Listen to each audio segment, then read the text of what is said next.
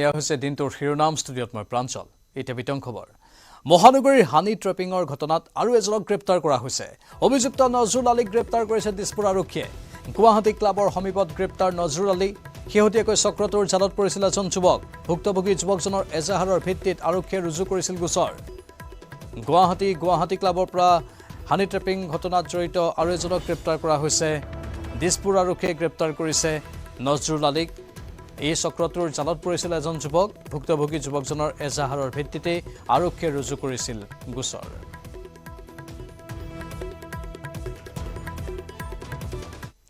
অসমৰ ইতিহাসত নিযুক্তি পৰীক্ষাত এবাৰ অৱতীৰ্ণ হ'ব 11 লাখ পৰীক্ষাৰ্থী যাৰ ফলত এক প্ৰত্যাহ্বানৰ সন্মুখীন হৈছে চৰকাৰ সোমবাৰে সেৱাই প্ৰকাশ কৰা পাঠ্যক্ৰমত এইবাৰৰ এডিআৰইত প্ৰথমবাৰৰ বাবে থাকিব নিগেটিভ মাৰ্কিংৰ ব্যৱস্থা এডিআৰই পৰীক্ষাৰ বাবে সাজু হৈছে নেকি আপুনি কেনেদৰে কৰিছে পৰীক্ষাৰ প্ৰস্তুতি পৰীক্ষাত বহাৰ আগতেই হৈ লওক সাৱধান কাৰণ ভুল কৰিলেই মৰণ কাৰণ এডিআৰই পৰীক্ষাত এবাৰ থাকিব নিগেটিভ নম্বৰ এপিএছচিৰ দৰে এডিআৰই পৰীক্ষাটো এবাৰ নিগেটিভ মাৰ্কিংৰ ব্যৱস্থা কৰিছে চৰকাৰে পৰীক্ষাৰ আগ মুহূৰ্তত এই বৃহৎ ঘোষণা কৰিছে মুখ্যমন্ত্ৰী হিমন্ত বিশ্ব শৰ্মাই 11 লাখ কেণ্ডিডেট হৈ গ'ল মই ইমান আশা কৰা নাছিলোঁ পৰীক্ষা পতাটো আমাৰ বাবে এটা খুব চ্যালেঞ্জ হ'ব এইবাৰৰ পৰা নিগেটিভ মাৰ্কিংৰ এটা সিস্টেম হ'ব অৰ্থাৎ ভুল উত্তৰ কৰিলে মাৰ্কিংটো নিগেটিভ হ'ব অসমৰ ইতিহাসৰ সৰ্ববৃহৎ নিযুক্তি পৰীক্ষা হ'ব এডিআৰইত অৱতীৰ্ণ হ'ব 11 লাখ পৰীক্ষাৰ্থী উত্তৰ প্ৰদেশৰ পিছত অসমত নিযুক্তি পৰীক্ষাত অৱতীৰ্ণ হ'ব 11 লাখ পৰীক্ষাৰ্থী 2022 বৰ্ষত তৃতীয় আৰু চতুৰ্থ বৰ্গৰ পৰীক্ষাত অনুষ্ঠিত কৰাৰ ক্ষেত্ৰত ৰাজ্যত মুঠ পৰীক্ষাৰ্থী আছিল 8 লাখৰো অধিক কিন্তু এইবাৰ 11 লাখ হ'ল পৰীক্ষাৰ্থীৰ সংখ্যা এইবাৰৰ যেটো পৰীক্ষা ই অলপ খুব এটা চ্যালেঞ্জিং এক্সাম হ'ব পাৰ্টিকুলাৰ এটা সাবজেক্টত 11 লাখ পৰীক্ষাৰ্থী পৰীক্ষা দিব 11 লাখ পৰীক্ষাৰ্থীক লৈ পৰীক্ষা পাতাৰ ৰেকৰ্ড ইউপিক বাদ দি কোনো ষ্টেটৰ আজিলৈকে নাই কাৰণ ইউপিয়ে কোনোবা পৰীক্ষা 18 লাখ কেণ্ডিডেট হয় তেওঁলোকৰ জনবসতি বহুত কিন্তু অসমত 11 লাখৰ কোনো পৰীক্ষা আজিলৈকে কেতিয়াও কোনেও অনুষ্ঠিত কৰাৰ প্ৰয়োজনীয়তা অহাই নাছিল পিছে তৃতীয় আৰু চতুৰ্থ বৰ্গৰ নিযুক্তি পৰীক্ষা চৰকাৰৰ বাবে হ'ব প্ৰত্যাহ্বান এই বৃহৎ সংখ্যক পৰীক্ষাৰ্থীৰ পৰীক্ষাত চৰকাৰৰ সন্মুখত আছে বহু প্ৰত্যাহ্বান কিন্তু প্ৰত্যাহ্বান থাকিলেও ছেপ্টেম্বৰ মাহতে পৰীক্ষা অনুষ্ঠিত কৰাৰ বাবে সাজু হৈছে ৰাজ্য চৰকাৰ ইতিমধ্যে সোমবাৰে সেৱাই প্ৰকাশ কৰিছে এডিআৰই পৰীক্ষাৰ পাঠ্যক্ৰম নিযুক্তি পৰীক্ষাৰ এই বৃহৎ ঘোষণাৰ দিনাই 1 লাখ নিযুক্তি ক্ষেত্ৰত আন এক সফল খোজ দিলে মুখ্যমন্ত্ৰী ডক্টৰ হিমন্ত বিশ্ব শৰ্মাৰ চৰকাৰে সোমবাৰে শিক্ষা বিভাগৰ 41 গৰাকী প্ৰাৰ্থীক প্ৰদান কৰা হ'ব নিযুক্তি পত্ৰ ইয়াৰ লগে লগে 1 লাখ চাকৰি তালিকাত নিযুক্তিৰ সংখ্যা বৃদ্ধি হ'ল 97,495 গৰাকীলৈ নিযুক্তি লাভ কৰা সকল খাটি অসমীয়া বুলি ক'লে মুখ্যমন্ত্ৰী আমাৰ চৰকাৰ আৰম্ভ হোৱাৰ পিছত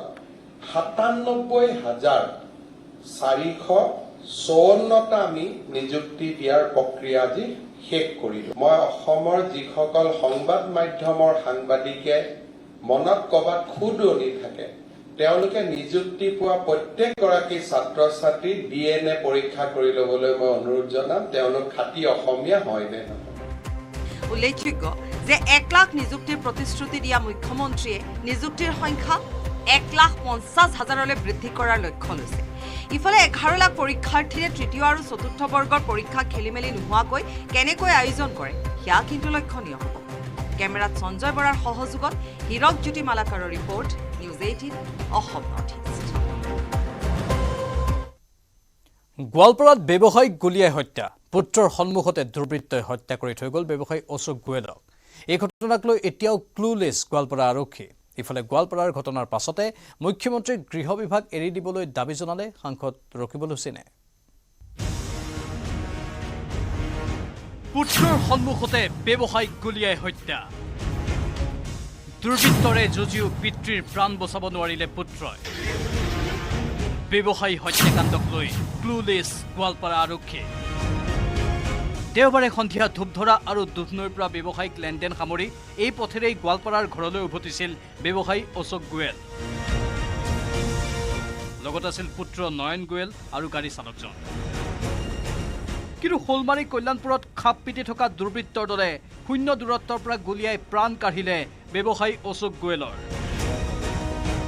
অস্ত্ৰধাৰী দুৰ্বৃত্তই কাঢ়ি লৈ গ'ল ব্যৱসায়ীজনৰ লগত থকা সমস্ত ধনৰাশি। যেতিয়া শোলমাৰী আমাৰ কালী মন্দিৰৰ যিটো বিখ্যাত কালী মন্দিৰ আছে তাত এইখিনি ক্ৰছ কৰোঁতে সেই এল্টো গাড়ী তেওঁলোক 500 আছিলে। এল্টো গাড়ীয়ে তেওঁলোকক অভাৰটেক কৰিলে, ক'লে আমাৰ ছাগলীমাৰী আহিছ তহঁতে, এতিয়া ক্ষতিপূৰণ দিব লাগিব, আমাৰ লগত যাব লাগিব। সিহঁতে ক'লে আমিতো ছাগলীমাৰী অহা নাই, তো তথাপি জবৰদস্তি তেওঁলোকৰ গাড়ীত 3জন মানে দুৰ্বৃত্ত উঠি ল'লে। উঠি পেলাই পইচাখিনি যিখিনি আছিলে গোটেইখিনি কাঢ়ি ল'লে বুলি কৈছে। লৈ পেলাই গুলি মাৰি দিলে, দি পেলাই পটককৈ জাম মাৰি সিহঁত পলালে। শোলমাৰী কল্যাণপুৰৰ নিৰ্জন পথত অস্ত্ৰধাৰী দুৰ্বৃত্তৰ দলে আগভেটি ধৰিছিল ব্যৱসায়ীজনৰ বাহন। ৰাজপথত ছাগলী খুন্দিওৱা বুলি দাবী কৰিছিল ক্ষতিপূৰণ। প্ৰথমে তৰ্কাতৰ্কি তৎমুহূৰ্ততে গাড়ীখনত উঠিছিল 3 দুৰ্বৃত্ত। তাৰ পাছতে ব্যৱসায়ীজনক মূৰত গুলীয়াই ঘটনাস্থলী ত্যাগ কৰে দুৰ্বৃত্তৰ দলটোৱে। এখন এল্টো বাহনত আহিছিল অস্ত্ৰধাৰী দুৰ্বৃত্তৰ দল। আৰক্ষীয়ে ঘটনাস্থলীৰ সমীপতে উদ্ধাৰ কৰিছে হত্যাকাণ্ডত ব্যৱহৃত 7.65 mm পিষ্টলটো।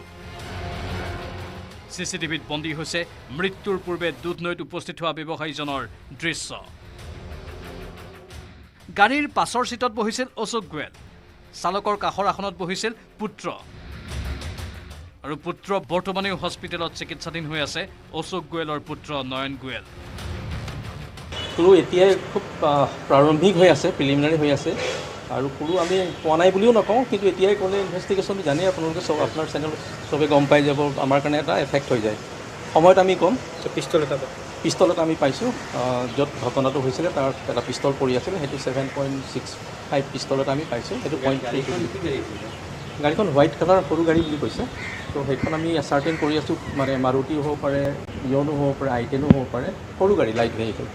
সময়ত কালপ্ৰিট ধৰা পৰিব, আমি আইনমতে একশ্যন ল'ম। ইফালে ঘটনাৰ খবৰ পোৱা মাত্ৰকে হত্যাৰ বলি হোৱা ব্যৱসায়ীজনৰ ঘৰলৈ লৌৰি আহিল সাংসদ ৰকিবুল হুছেইন। আইন শৃংখলা নিয়ন্ত্ৰণত গৃহ বিভাগৰ ব্যৰ্থতাৰ অভিযোগ সাংসদ ৰকিবুল হুছেইনৰ। মুখ্যমন্ত্ৰীক গৃহ বিভাগ এৰি দিয়াৰ আহ্বান ৰকিবুলৰ। ৰাজনীতি এৰি ৰাইজৰ নিৰাপত্তা নিশ্চিত কৰিবলৈ অসম চৰকাৰক দাবী জনালে সাংসদ হুছেইনে। আইন শৃংখলা পৰিস্থিতি একোচলীয়া। কেইদিনমানৰ আগত ইয়াত চুৰ আহিছিল বুলি কৈছে। বেংকৰ সন্মুখত আপোনাৰ কেইদিনমানৰ আগত ইয়াত কেইবা লাখ টকা লৈ গৈছে, এক্সিছ বেংকৰ ওচৰত। চৰকাৰ কৰিছে নে নাই? যদি নোৱাৰে তেতিয়াহ'লে হোম মিনিষ্টাৰটো দি এৰি দিয়ক। হোম মিনিষ্টাৰ বেলেগ কাৰোবাক দায়িত্ব দিয়ক, তেওঁলোকৰ চৰকাৰে থাকক। টোটেল ফেইল চৰকাৰ, টোটেল ফেইল। ৰাইজক ভয় অভয়, ৰাইজ যেতিয়া ব্যৱসায় বাণিজ্য কৰি থাকিব নোৱাৰা হৈছে ভাল মানুহখিনি, আৰু বাকী 2 নম্বৰী মানুহখিনিৰ উৎপাতত তাতো একেবাৰে সহ্য কৰিব নোৱাৰা অৱস্থা হৈছে। ঘটনাৰ পাছতে শোকাকুল পৰিৱেশে বিৰাজ কৰিছে ব্যৱসায়ীজনৰ ঘৰত। স্বামীৰ মৃত্যুৰ খবৰ পাই কৰ্কট ৰোগৰ চিকিৎসা আধাতে সামৰি ঘৰলৈ উভতিছে দিল্লীৰ গংগাৰাম হস্পিটেলত চিকিৎসাধীন পত্নী। গোৱালপাৰাৰ পৰা ৰিংকু দাস আৰু দুধনৈৰ পৰা অৰূপ নাথৰ report, news 18 Assam north east. Assam সন্তান ৰিয়ান পৰাগক লৈ চিন্তিত হৈ পৰিছে অনুৰাগী, কিয়নো টীম ইণ্ডিয়াত স্থান পোৱা প্ৰথমগৰাকী অসমীয়া খেলুৱৈ ৰিয়ানৰ প্ৰদৰ্শনে বিমূৰত পেলাইছে অনুৰাগীক। সকলোৰে আশংকা ৰিয়ানে হেৰুৱালে নেকি এটা সোণালী সুযোগ? আগলৈ কঠিন হ'ব নেকি টীম ইণ্ডিয়াত ৰিয়ান পৰাগৰ স্থান লাভ? সকলোৰে এটাই প্ৰশ্ন, 26 জুলাইত ভাৰত শ্ৰীলংকাৰ মাজত অনুষ্ঠিত হ'বলগীয়া T20 শৃংখলাত স্থান পাবনে ৰিয়ানে?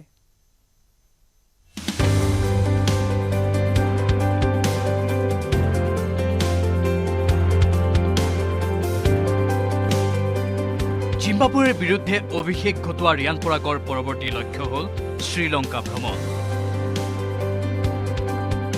চলিত মাহতে ভাৰতে শ্ৰীলংকা ভ্ৰমণ কৰিব, য'ত সিংহলী বাহিনীৰ বিৰুদ্ধে দ্বীপ ৰাষ্ট্ৰখনত 3খন T20 আৰু 3খন এদিনীয়া আন্তঃৰাষ্ট্ৰীয় মেচ খেলিব।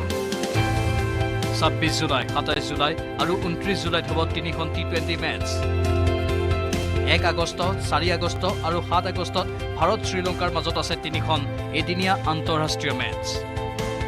ৰিয়ানৰ এতিয়া টাৰ্গেট শ্ৰীলংকা ভ্ৰমণলৈ যাবলগীয়া ভাৰতীয় দলত স্থান লাভ কৰাটো। শ্ৰীলংকা ভ্ৰমণৰ প্ৰাক মুহূৰ্তত আন্তঃৰাষ্ট্ৰীয় T20 খেলত অভিষেক ঘটোৱা ৰিয়ানৰ বাবে শৃংখলাটো সন্তোষজনক নাছিল।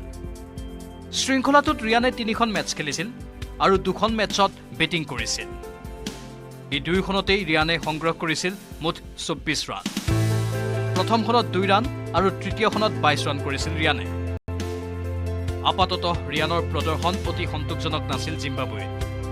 বিভিন্নজনৰ মন্তব্য প্ৰকৃতাৰ্থত ৰিয়ানে সুযোগৰ সৎব্যৱহাৰ কৰিব নোৱাৰিলে। কিন্তু অন্তিমখন খেলত 24টা বলত 22 ৰান কৰা ৰিয়ানে শ্ৰীলংকা ভ্ৰমণত টীম ইণ্ডিয়াত স্থান লাভ কৰাৰ আশা কৰিবই পাৰে। ৰিয়ান পৰাগৰ প্ৰতিভা আৰু দক্ষতাৰ অভাৱ নাই, কিন্তু দলত স্থান নিগাজী কৰিবলৈ টেলেণ্টৰ লগতে ৰিয়ানে অৰ্জন কৰিব লাগিব এজন তাৰকা খেলুৱৈৰ থাকিবলগীয়া আনবোৰ জৰুৰী গুণ আৰু কৌশল। 2 এদিনতে BCCI শ্ৰীলংকা ভ্ৰমণলৈ যাবলগীয়া ভাৰতীয় দলটো ঘোষণা কৰিব। বিভিন্ন উৎসৰ পৰা লাভ কৰা খবৰ মতে সামান্য সালসলনি হ'ব পাৰে ভাৰতীয় দলটো। বিপুল বৰ্মনৰ report, news 18 Assam north east. জ্যোতিনগৰৰ কণমানি অবিনাশ চৰকাৰৰ মৃত্যুৰ পিছতো যেন শিক্ষা পোৱা নাই গুৱাহাটী GMC কিংবা মহানগৰ জিলা প্ৰশাসনে, কিয়নো স্মাৰ্ট চিটি গুৱাহাটীত আছে 300ৰো অধিক মৃত্যুদূতৰূপী উন্মুক্ত নলা, যিয়ে পদে পদে মাতিছে মহানগৰীৰ মানুহৰ জীৱনলৈ মৃত্যুৰ ভাবুকি। কৃত্ৰিম বান তথা উন্মুক্ত নলাত ঢাকনি দিয়াৰ দাবীৰে মহানগৰ উন্নয়ন সমিতিৰ উদ্যোগত GMDৰ কাৰ্যালয়ৰ সন্মুখত প্ৰতিবাদ সাব্যস্ত কৰিলে শতাধিক লোকে। স্মাৰ্ট চিটিত 300ৰো অধিক মৃত্যুদূতৰূপী উন্মুক্ত নলা, যিয়ে পদে পদে মাতিছে মহানাগৰিকৰ জীৱনলৈ মৃত্যুৰ ভাবুকি। GMDৰ কাৰ্যালয়ৰ সন্মুখত প্ৰতিবাদ। দুৰ্ঘটনা সংঘটিত হলেহে যেন হাৰ পায় গুৱাহাটী জিলা প্ৰশাসন তথা GMDয়ে।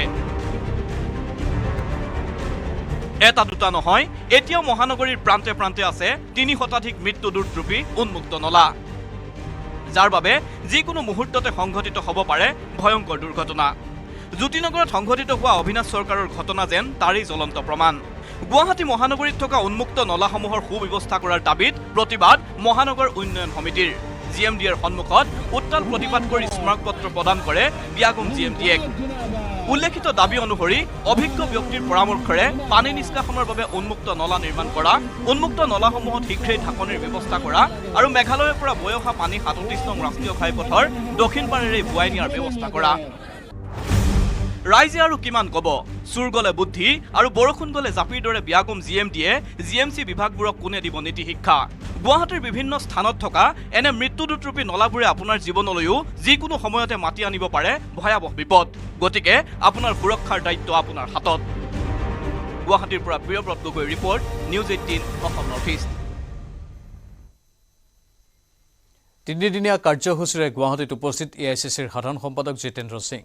2024 বিধানসভা নিৰ্বাচনক লক্ষ্য কৰি 3 দিনত একাধিক বৈঠকত মিলিত হ'ব কংগ্ৰেছ নেতৃত্ব। মঙলবাৰে পুৱা 10 বজাৰ পৰা নিশালৈ অসমৰ প্ৰতিখন জিলাৰ পৰা অহা প্ৰতিনিধিৰ সৈতে আলোচনাত বহিব AICCৰ সাধাৰণ সম্পাদকগৰাকী। 17 জুলাইত লিলি হোটেলত পলিটিকেল এফেয়াৰ্ছ কমিটি, অসমৰ প্ৰতিজন কংগ্ৰেছ সাংসদ আৰু বিধায়কৰ সৈতেও বৈঠকত বহিব কংগ্ৰেছ নেতৃত্ব। देखिए, माहौल बहुत अच्छा कांग्रेस के लिए है, सिर्फ असम में नहीं लेकिन पूरे देश के अंदर। हमने देखा है कि देश की जनता ने आशीर्वाद दिया है और देश की जनता याद कर रही है कांग्रेस की सरकार का। आज देश के ऊपर, असम के ऊपर बहुत बड़ा संकट है। अभी हम फ्लड इफेक्टेड एरिया से आए थे और मैं खुद हैरान हो गया कि 5-5, 6-6 फुट पानी भर गया। लोगों ने अपने अपने घरों को हटाकर दूसरी जगहों पर उनका प्लेन हो गया है और सरकार उसके ऊपर कोई ध्यान नहीं दे रही है। 10 साल से आपने सुना होगा फ्लड का हम परमानेंट इलाज करेंगे। मोदी जी का भाषण मुझे अभी भी याद आ रहा है, अमित शाह जी का भाषण याद आता है। यहाँ के जो लोकल लीडर्स हैं, हिमंता बिस्वा शर्मा जी, उनके और कैबिनेट के मंत्री हैं, वो सब बड़े बड़े भाषण देते थे। अब तो डबल इंजन की सरकार आ गई है। एक इंजन वहां दिल्ली से चल रहा है और एक इंजन असम से चल रहा है। अब वो 2 इंजन तो दिखे नहीं मुझे, एक इंजन भी नहीं दिखा आधा इंजन भी नहीं दिखा, डब्बे खड़े हुए हैं, इंजन की इंतजार आसाम की जनता कर रही है। 15 চনৰ পৰা যিবিলাক মানুহে কংগ্ৰেছ দল এৰিছিলে তেওঁলোকৰ ক্ষেত্ৰত এটা সৰ্বসন্মত সিদ্ধান্ত আমি দলত ল'ব লাগিব 15 to 2024 বাকী বেলেগ দলৰ পৰা মানুহ অহাৰ ক্ষেত্ৰতো বেলেগ কথা কিন্তু কংগ্ৰেছক যি সময়ত আমাৰ 16 চনৰ পৰা শাসনত নাই এতিয়া আমি 24 চন এই দিনকেইটাত যিখিনি মানুহে কংগ্ৰেছটো ধৰি ৰাখিলে এই দিনকেইটাত যিখিনি মানুহে কপালৰ ঘাম মাটিত পেলাই দিন নিশা কংগ্ৰেছ কৰিলে সেই মানুহখিনিৰ আশা আকাংক্ষা তেওঁলোকৰ অনুভৱক আমি বুজি লৈ পেলাইহে আমি কংগ্ৰেছক এই থৈ যোৱা মানুহখিনিক লোৱা নোলোৱা সিদ্ধান্ত কৰিম। গৌৰৱ গগৈ এটা কথা কৈছে যে তৃণমূল পৰ্যায়ৰ যিসকল কৰ্মী আছে তেওঁলোকৰ কথা শুনিহে সেইটো আমাৰ চবৰে কথা সেইটো চবৰে কথা সাধাৰণ কৰ্মীবিলাকে কৈছে যে যিবিলাক মানুহে বেয়া সময়ত কংগ্ৰেছক এৰি থৈ গৈছে সেই মানুহবিলাকক যদি এতিয়া আমি ফটকে ৰঙা দলিচা পাই দিওঁ তেতিয়া এই যিখিনি দুৰ্যোগপূৰ্ণ সময়ত কংগ্ৰেছ কৰ্মী আছিলে তেওঁলোকৰ অন্তৰত আঘাত পাব নেকি সেইটো আমি নিশ্চিতভাৱে চাব লাগিব। বহু বিধায়ক দলৰ মানে শীৰ্ষ নেতৃত্বৰ ওপৰত বিদ্ৰোহ কৰি বিজেপিক সহায় কৰিছে তেওঁলোকৰ ক্ষেত্ৰত কি ব্যৱস্থা কৰিব? নহয় ইতিমধ্যে আমাৰ যিখন ডিচিপ্লিনাৰী একশ্যন কমিটি তেওঁলোকে 36টা কমপ্লেইন পাইছে এতিয়ালৈকে আমাৰ এখন ডিচিপ্লিনাৰী একশ্যন কমিটি আমি গঠন কৰিছোঁ সেই 36টা কমপ্লেইনৰ ওপৰত আজি বা কালিলৈ জিতেন্দ্ৰ সিং ডাঙৰীয়াৰ লগত ডিচিপ্লিনাৰী একশ্যন কমিটিখন বহিব বহাৰ পাছত সিদ্ধান্ত হ'ব। মানসিং ৰংপি আৰু সত্যপদ কলিতা দিল্লীত বাহৰ পাতিছে বুলি কৈছে মই নাজানো মোৰ লগত যোগাযোগ হোৱা নাই। আপুনি মেঘালয়লৈ ফুৰিবলৈ যোৱাৰ পৰিকল্পনা কৰিছে নেকি? কাৰণ 2 এদিনতে আহিব মেঘালয়লৈ ফুৰিবলৈ যোৱাৰ নতুন নিয়ম। খাচী টেক্সি সন্থাৰ দাবীৰ মতে মেঘালয়ৰ গাড়ীত উঠিহে যাত্ৰীয়ে ঘূৰিব পাৰিব পৰ্যটনস্থলী। ইপিনে খাচী টেক্সি সন্থাৰ প্ৰস্তাৱৰ বিৰুদ্ধে গুৱাহাটীতো প্ৰতিবাদ সাব্যস্ত কৰিছে অসমৰ চালকে।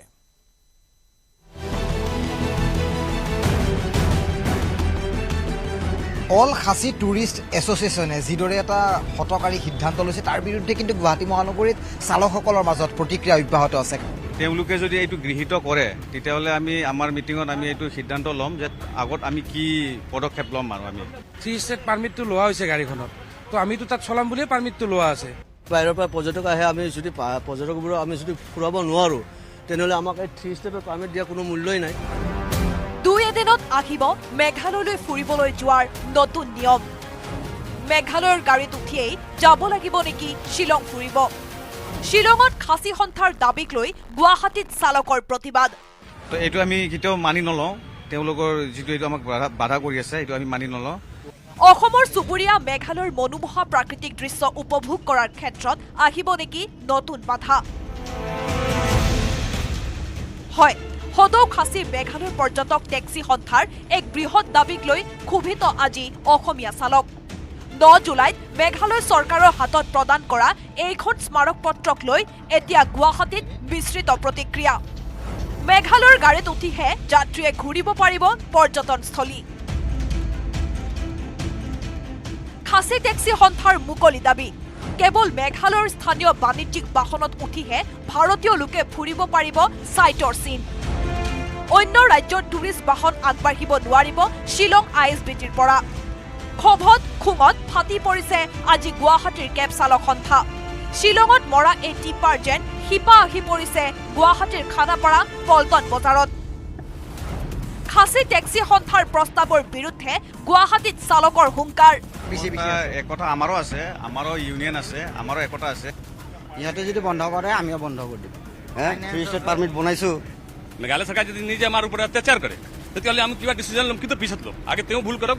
দীৰ্ঘদিন ধৰি অসম মেঘালয়ৰ পাৰ্মিট লৈ এইসমূহ বাহনেৰে নিয়োজিত হৈ থকা চালকসকলে প্ৰথমে মিলিত হ'ব আলোচনাত। এনে বাণিজ্যিক বাহনৰ চালকৰ প্ৰতিবাদৰ পাছতো মৌন দুয়োখন ৰাজ্যৰ চৰকাৰ। কাইলৈ অৰ্থাৎ মঙলবাৰে গুৱাহাটীত মেঘালয়ৰ চূড়ান্ত প্ৰস্তাৱক লৈ চালকৰ জৰুৰী বৈঠক। আৰু অহাকালি আমাৰ মিটিং আছে, এই মিটিঙতে আমি সিদ্ধান্ত ল'ম। শ্বিলং টেক্সিৰ স্মাৰকৰ দাবীক লৈ চালক সন্থাই ল'ব কেতবোৰ সিদ্ধান্ত। মেঘালয়ৰ পৰ্যটন ক্ষেত্ৰৰ পৰা আহিব নেকি হঠকাৰী সিদ্ধান্ত? ইয়াকে লৈ এতিয়া সকলো চিন্তিত।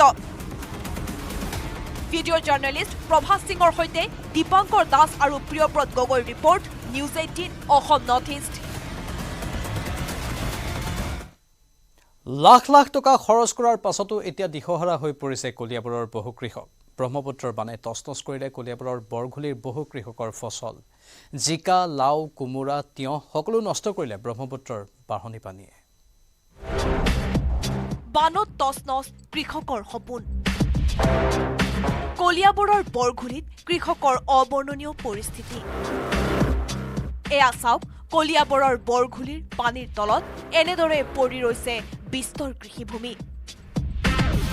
নষ্ট হৈছে জিকা, লাও, কোমোৰা, তিয়হকে ধৰি শ শ বিঘাৰ কৃষিভূমি। লাখ লাখ টকা খৰচ কৰি মূলধনো উভতাই নাপায় এতিয়া মূৰে কপালে হাত দিবলগীয়া পৰিস্থিতিৰ সন্মুখীন চহা কৃষক। লাখ লাখ টকা খৰচ কৰি হেন্দেলি দিছোঁ, এতিয়া বানপানীয়ে খাই দিলে। এতিয়া আমাৰ বেচা কিনা নাইকিয়া হৈ গ'ল, 1 টকাৰো বেচিবলৈ পোৱা নাই। নতুন কৰি সজাইছোঁ হেন্দেলিটো, একদম পানীয়ে তাৰমানে এইবাৰ চব ডুবাই দিছে বানপানীয়ে। পূৰ্বতেও হাতীৰ উপদ্ৰৱত অনিষ্ট হৈছিল ফচল। বানপানীয়ে যেন এতিয়া পুনৰাই ঢালিছে জলাজৈত ঘিউ। অতি কষ্টেৰে কৰা খেতিৰ ফচল বানপানীয়ে অনিষ্ট কৰাৰ পাছত কৃষকে উজাৰিছে ক্ষোভ। চৰকাৰৰ পৰা ক্ষতিপূৰণৰ দাবী জনাইছে বৰঘুলিৰ এইসকল দুৰ্ভগীয়া কৃষকে। কি কৰি চলিম, উপায়তো নাই। চৰকাৰে চাব লাগে, চৰকাৰেতো চোৱা নাই, খালি অলপ অলপ ৰিলিফহে দিছে। কি কৰি বাচিম আমি, উপায়তো নাই। খেতি বাতি চব তাৰমানে পানী ডুবাই দিছে। কলিয়াবৰৰ পৰা দিবাকৰ দাসৰ report, news 18 Assam north east. দেশী বিদেশী হাই প্ৰফাইল VVIP, হলিউড বলিউডৰ তাৰকা, ৰাজনীতিবিদ, উদ্যোগপতিৰ উপস্থিতিত মংগল অনুষ্ঠানৰ পিছতে সম্পন্ন হ'ল অনন্ত আম্বানী আৰু ৰাধিকা মাৰ্চেণ্টৰ বিবাহ অনুষ্ঠান। অৱশ্যে সোমবাৰেও আম্বানী পৰিয়ালে অনুষ্ঠিত কৰিলে বিশেষ অভ্যৰ্থনা অনুষ্ঠান। জিঅ' ৱৰ্ল্ড কনভেনশ্যন চেণ্টাৰত ৰাজকীয় পৰশেৰে ৰঞ্জিত কৰা হাজাৰ হাজাৰ শ্ৰমিক আৰু কৰ্মচাৰীৰ বাবে সোমবাৰে বিয়াৰ শেষৰটো পাৰ্টিৰ আয়োজন কৰিলে আম্বানী পৰিয়ালে।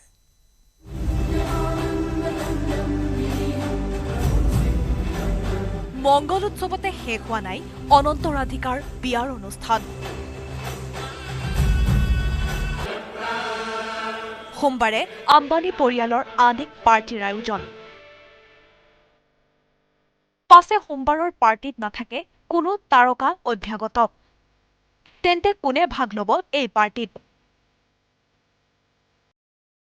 দেওবাৰে অনন্ত ৰাধিকাৰ বিয়াৰ প্ৰীতিভোজত উপস্থিত আছিল দেশ বিদেশৰ শতাধিক হাই প্ৰফাইল VVIP। হলিউড বলিউডৰ তাৰকাৰ উপৰিও ৰাজনীতিবিদ, উদ্যোগপতি, ব্যৱসায়ীয়ে ভাগ ল'লে বিশ্বজুৰি চৰ্চা লাভ কৰা অনন্ত ৰাধিকাৰ অভ্যৰ্থনা অনুষ্ঠানত। কনিষ্ঠ পুত্ৰৰ বিয়াত চামিল হোৱা প্ৰতিগৰাকী অভ্যাগতক অন্তৰেৰে ধন্যবাদ জনালে ৰিলায়েন্স ইণ্ডাষ্ট্ৰিজৰ অধ্যক্ষ মুকেশ আম্বানীয়ে। Our most valued family, friends and guests, especially our friends from around the world who have come from a long distance. Good evening. We have with us as our special guests today our spiritual and religious leaders. They have come specially to bless Anant and Radhika. आप सबको मेरा सादर प्रणाम और खूब खूब स्वागत. To all our guests today, on behalf of Neeta and me, I have to say that the Bharat took over and we could not welcome you as we would have liked to from our heart. So my apologies. We wanted to welcome each and every one of you, and I take this opportunity that Neeta, I, along with Shaila and Viren, welcome each and every one of you with a warm heart.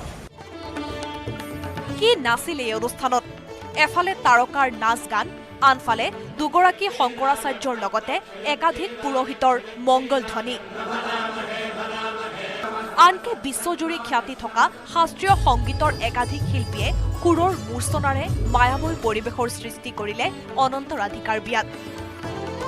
কিন্তু ইয়াতে শেষ হোৱা নাই অনন্ত আম্বানী আৰু ৰাধিকা মাৰ্চেণ্টৰ বিয়াৰ বছৰজোৰা আয়োজনৰ। Jio' world convention চেণ্টাৰৰ 1,03,012 square metre এলেকাৰ প্ৰতি বৰ্গ ইঞ্চিত ৰাজকীয় পৰশেৰে ৰঞ্জিত কৰা হাজাৰ হাজাৰ শ্ৰমিক আৰু কৰ্মচাৰীৰ বাবে সোমবাৰে বিয়াৰ শেষৰটো পাৰ্টিৰ আয়োজন কৰিছে আম্বানী পৰিয়ালে। শতাধিক নিৰাপত্তাৰক্ষী, হাউচকিপিং কৰ্মচাৰী, ইভেণ্ট মেনেজমেণ্টৰ কৰ্মচাৰী আৰু শ্ৰমিকৰ লগতে এণ্টেলিয়া, চি উইণ্ড আৰু কৰুণা সিন্ধুসহ আম্বানী পৰিয়ালৰ প্ৰতিখন বাসগৃহত কাম কৰা শতাধিক কৰ্মচাৰীৰ বাবে এই বিশেষ পাৰ্টিৰ আয়োজন মুকেশ আম্বানী আৰু নীতা আম্বানীৰ। অনন্ত ৰাধিকাৰ বিয়াত কাম কৰিবলৈ অহা কৰ্মচাৰীৰ লগতে পৰিয়ালৰ লোককো আম্বানী পৰিয়ালে নিমন্ত্ৰণ জনাইছে অন্তিমটো অনুষ্ঠানত। বিয়াৰ প্ৰতিটো অনুষ্ঠানত ফটো তোলাৰ দায়িত্বত থকা প্ৰতিজন লোকৰ সৈতে কথা পাতিছে ৰিলায়েন্স ইণ্ডাষ্ট্ৰিজৰ অধ্যক্ষা নীতা আম্বানীয়ে। আনকি পাপাৰাজি হিচাপে জনাজাত হোৱা বি টাউনৰ ফটো সাংবাদিককো এই পাৰ্টিলৈ নিমন্ত্ৰণ জনাইছে আম্বানী পৰিয়ালে। এই বিশেষ পাৰ্টিৰ পাছতে সম্পন্ন হ'ব 2022 চনত ৰোকা অনুষ্ঠানেৰে আৰম্ভ হোৱা অনন্ত ৰাধিকাৰ বিয়া। অৱশ্যে কিছুদিনৰ পাছত লণ্ডনত আম্বানী পৰিয়ালে আয়োজন কৰিব অনন্ত ৰাধিকাৰ বিয়াৰ একাধিক অনুষ্ঠান। News desk report, news 18 Assam north east. আনফালে কটকটীয়া নিৰাপত্তাৰ মাজেৰে জিঅ' ৱৰ্ল্ড কনভেনশ্যন চেণ্টাৰত প্ৰধানমন্ত্ৰী মোদীৰ লগতে দেশী বিদেশী VVIP, ৰাজনৈতিক নেতা, খেলুৱৈ, হলিউড বলিউডৰ তাৰকাৰ উপস্থিতিত সম্পন্ন হ'ল অনন্ত ৰাধিকাৰ বিবাহ অনুষ্ঠান। হাই প্ৰফাইল অতিথিয়ে গিজগিজাই থকা বিবাহ অনুষ্ঠানৰ সুৰক্ষা ব্যৱস্থা নিশ্চিত কৰিবলৈ কেইবা তৰপীয়া বেহু ৰচিছিল আৰক্ষীয়ে।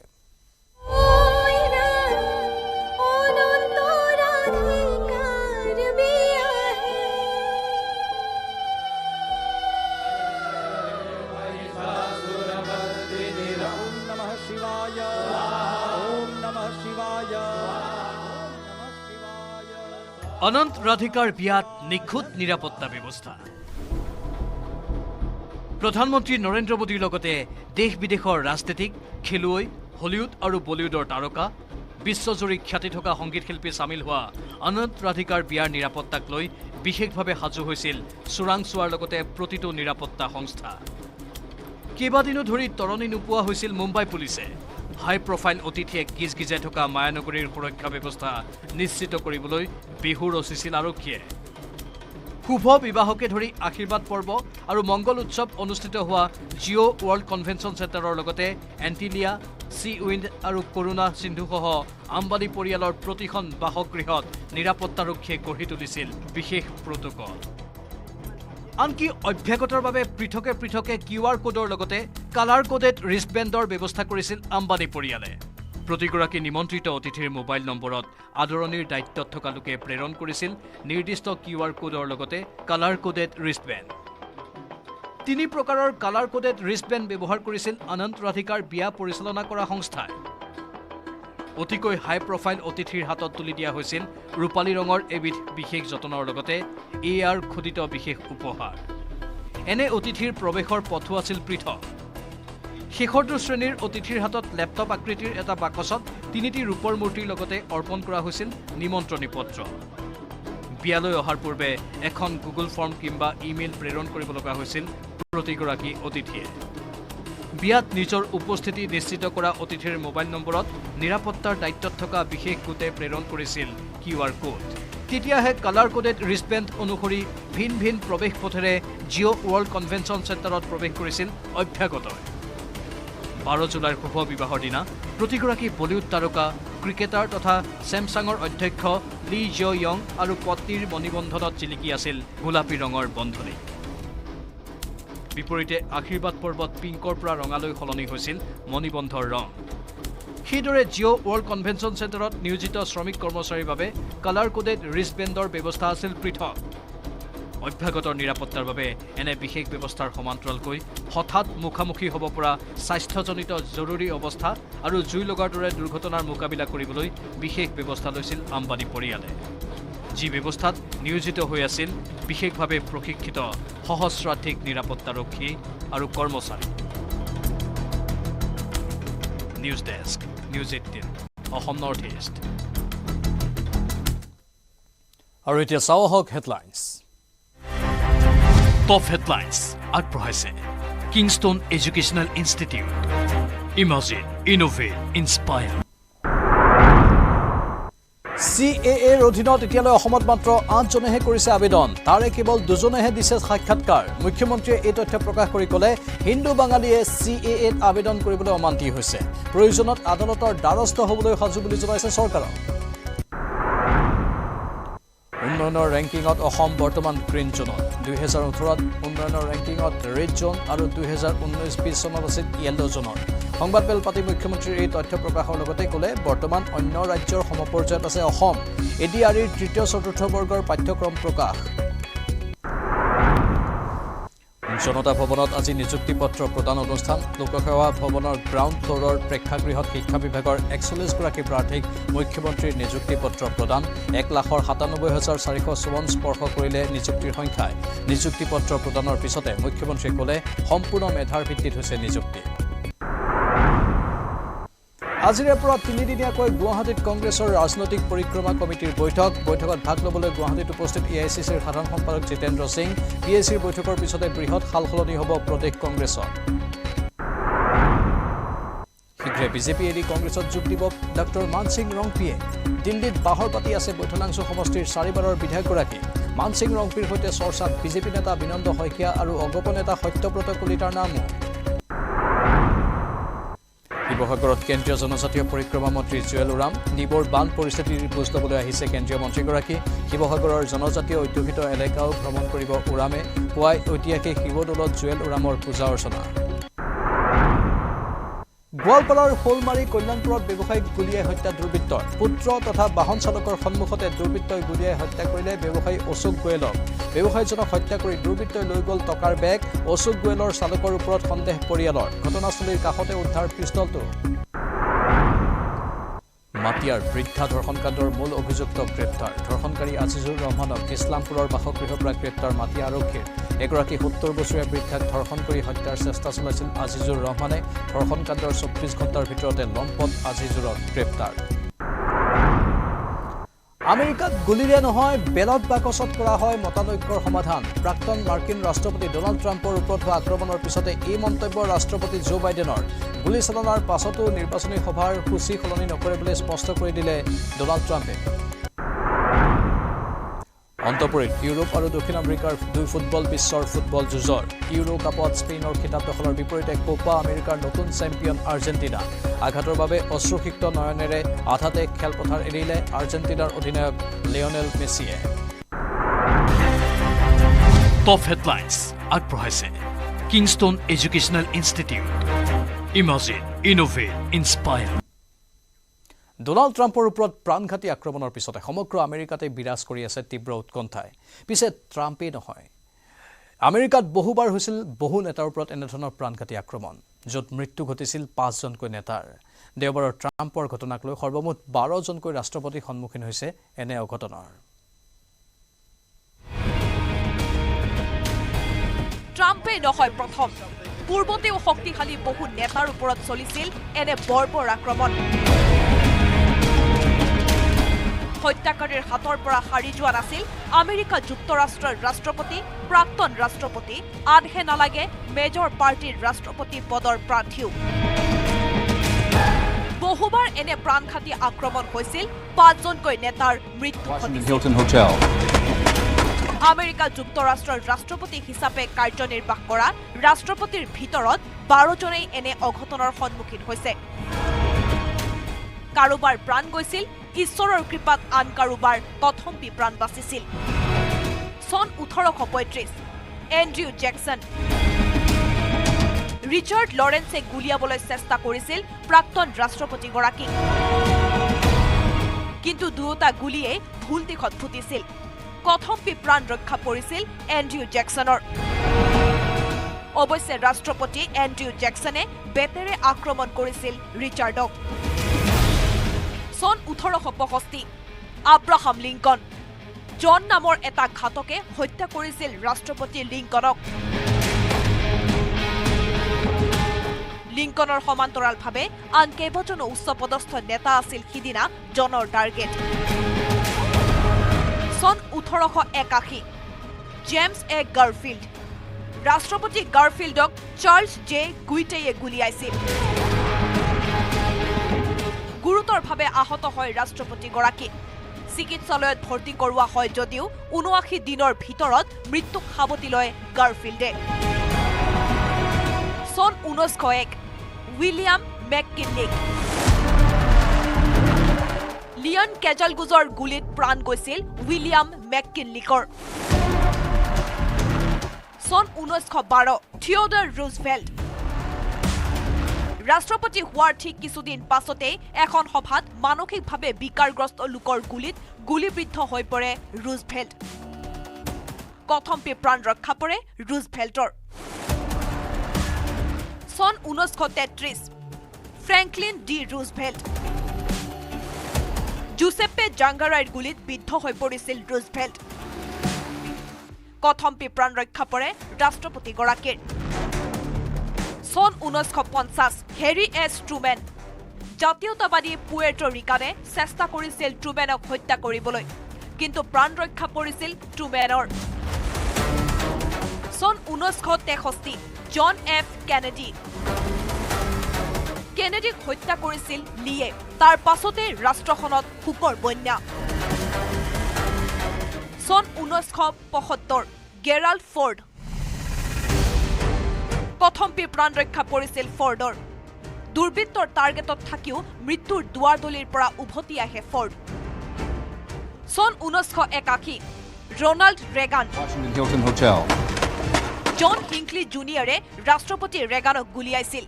ৰেগান গুৰুতৰভাৱে আঘাতপ্ৰাপ্ত হৈছিল, কিন্তু আক্ৰমণৰ পৰা বাচি গৈছিল। National desk report, news 18 Assam north east. মাৰ্কিন যুক্তৰাষ্ট্ৰৰ বাতৰি কাকতত ট্ৰাম্প বিৰোধী বিজ্ঞাপন। নিউয়ৰ্ক টাইমছত প্ৰকাশ পাইছে ফুল পেজ বিজ্ঞাপন। বিজ্ঞাপনত ট্ৰাম্পক আমেৰিকাৰ বিশ্বাসঘাতক আখ্যা। বিজ্ঞাপনটোৰ বাবে সংবাদ মাধ্যমক তীব্ৰ সমালোচনা এলন মাস্কৰ।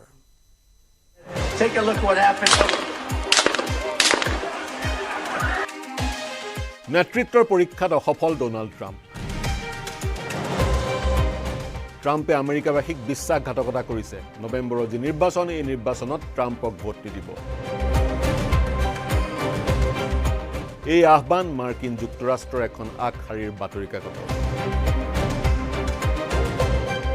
নিউয়ৰ্ক টাইমছ নামৰ এই বাতৰি কাকতখনৰ দেওবৰীয়া বিশেষৰ এটা পৃষ্ঠাত প্ৰকাশ পাইছে এই বিজ্ঞাপন। ফুল পেজ বিজ্ঞাপন প্ৰকাশ পাইছে সেই বাতৰি কাকতখনত। যিখন দেশত সংবাদ মাধ্যমে নিজকে স্বতন্ত্ৰ বুলি দাবী কৰে, সেইখন দেশৰ এখন আগশাৰীৰ বাতৰি কাকতত এনেধৰণৰ বিজ্ঞাপন প্ৰকাশ পোৱাৰ ঘটনাই এতিয়া সমগ্ৰ হৈচৰি সৃষ্টি কৰিছে। সমগ্ৰ ঘটনাটোক ধিক্কাৰ দিছে, সমালোচনা কৰিছে এক্সৰ মুৰব্বী এলন মাস্কে।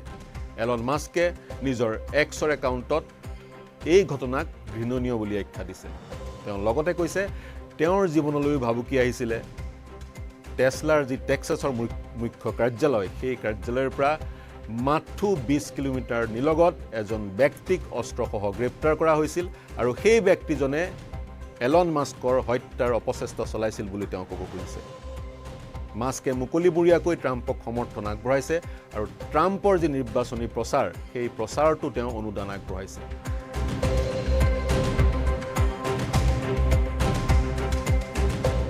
মাৰ্কিন যুক্তৰাষ্ট্ৰত নৱেম্বৰ মাহত ৰাষ্ট্ৰপতিৰ নিৰ্বাচন, আৰু এই নিৰ্বাচনত ৰিপাব্লিকান পাৰ্টিৰ প্ৰাৰ্থী প্ৰাক্তন ৰাষ্ট্ৰপতি ডোনাল্ড ট্ৰাম্প। আৰু এখন আগশাৰীৰ সংবাদ মাধ্যমে ভোট নিদিয়াৰ আহ্বান জনাইছে ডোনাল্ড ট্ৰাম্পক এনে এটা সময়ত, যি সময়ত তেওঁক আক্ৰমণ কৰিছে এজন 20 বছৰীয়া আততায়ীয়ে।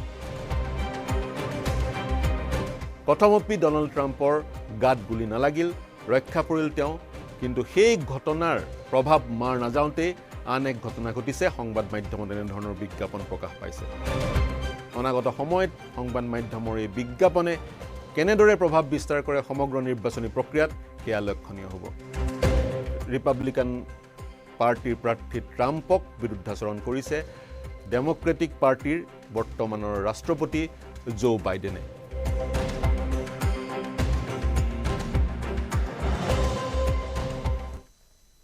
ইতিহাস হৈ পৰিব নেকি AIUDF দল? বৰ্ষাৰ বিমানবন্দৰত জিতেন্দ্ৰ সিঙৰ মন্তব্যতেই যেন ৰুদ্ধ আজমলৰ ইণ্ডিয়াত যুক্ত হোৱাৰ প্ৰসংগ।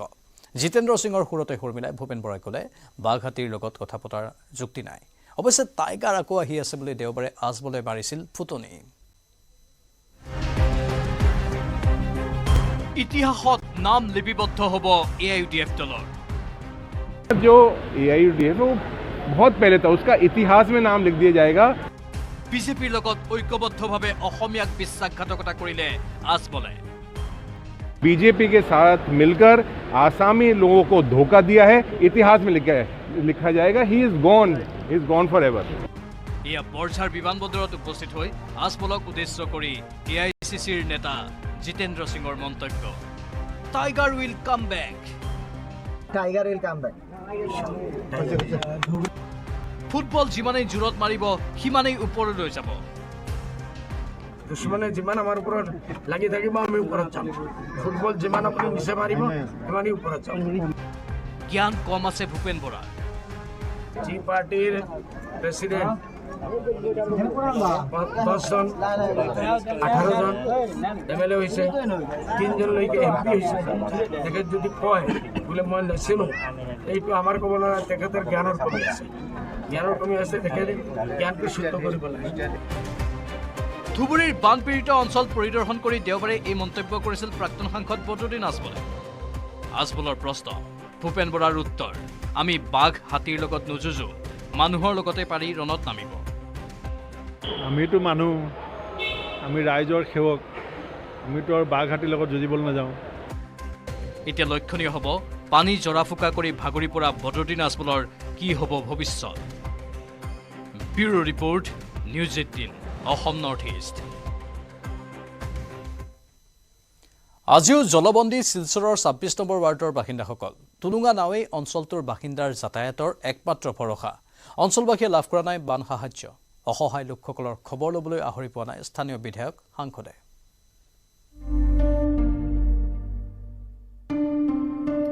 কিয় লাগে চৰকাৰ ভোট দি কি লাভ হ'ব জনতাৰ এই ক্ষোভ জলবন্দী এগৰাকী মহিলাৰ আমরা তো MPML তো আমরা রাজেশ ঠিক আছে আমরা রাজেশ MPML তো আমরা বুথ পাইতেছি না নিতে আমরা কেন পাইতাম না সরকারি সব পাইতাম না নি হ্যাঁ এর মধ্যে যখন সরকারে গরিবরে সাহায্য করে গতিকে সরকারে আমরা খাস কর্ম করি কোনো সাহায্য পাই না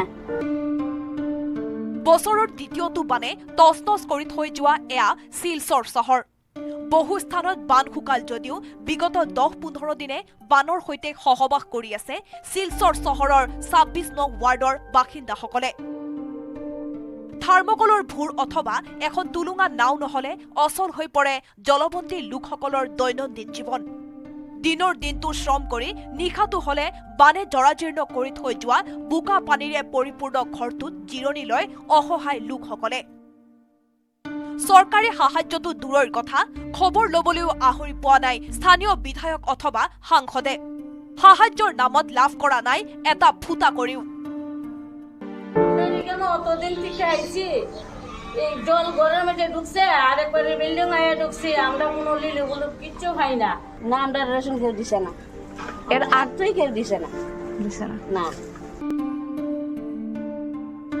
বানৰ মাজতে ভূতৰ ওপৰত দানৱ পৰা দি মূল্যবৃদ্ধিৰ জুয়ে দহিছে অসহায় বন্যাৰ্থসকলক মানে অন্য সবজি তো আনছেই না খালি আলু দই অন্য খাইতেছি কেন না আরো গেলে 80 টাকা 100 টাকা এইটা সবজি আমরা কিনে খাইতে পারবো যে অত দামে পাচ্ছি সরকারের দিলে যদি কোনো কিছু করতে তো 100 টকাৰ তলত পাবলৈ নাই কোনো পাচলি অন্যান্য অত্যাৱশ্যকীয় সামগ্ৰীৰো চৰা দাম বানৰ বাবে দুৰ্বিষহ জীৱন যাপন কৰা এই সকল লোকৰ এতিয়া ভগৱানেই শেষ ভৰসা কণ কণ শিশুৰ সৈতে খুব অসন্তুষ্টি লৈ এতিয়া বানৰ মাজতে অসহায় জীৱন যাপন কৰিছে এই সকল অসহায় লোকে শিলচৰৰ পৰা Akhirani Das news 18 Assam north east ধাৰাবাহিক ধৰ্ষণ আৰু যৌন নিৰ্যাতনৰ ঘটনাক লৈ গোৱালপাৰাত হাহাকাৰ জিলাখনৰ গাঁৱে গাঁৱে সৃষ্টি হৈছে আতংকৰ এই ৰিপৰ্ট আগবঢ়াই বিদায় লৈছো এতিয়া বাতৰিৰ পৰা নমস্কাৰ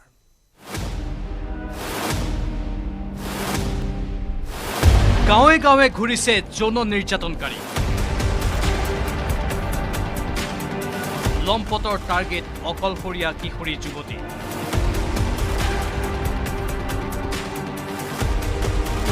গোৱালপাৰাত চৰম নিৰাপত্তাহীনতাত নাৰী সমাজ কি হৈছে গোৱালপাৰা জিলা কেন্দ্ৰই কঠোৰ আইন ৰূপায়ণ কৰাৰ পাছতো জিলাখনত ধাৰাবাহিকভাৱে ঘটিবলৈ লৈছে ধৰ্ষণ আৰু যৌন নিৰ্যাতনৰ দৰে জঘন্য অপৰাধৰ ঘটনা জিলাখনত 3টা দিনত পোহৰলৈ আহিছে 3টা জঘন্য কাণ্ড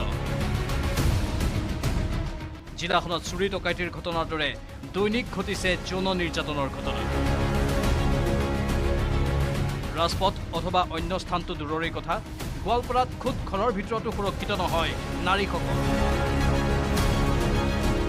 এইবাৰ ঘটনাৰ স্থান গোৱালপাৰাৰ টিপলাই ঘৰত কোনো নথকাৰ সুযোগ লৈ নাবালিকাৰ ওপৰত জঁপিয়াই পৰিল লম্পট ভুক্তভোগীৰ চিঞৰ বাখৰত চুবুৰীয়াই খেদি অহা বাইক আৰু মোবাইল এৰি পলাই পত্ৰং দিলে লম্পটটোৱে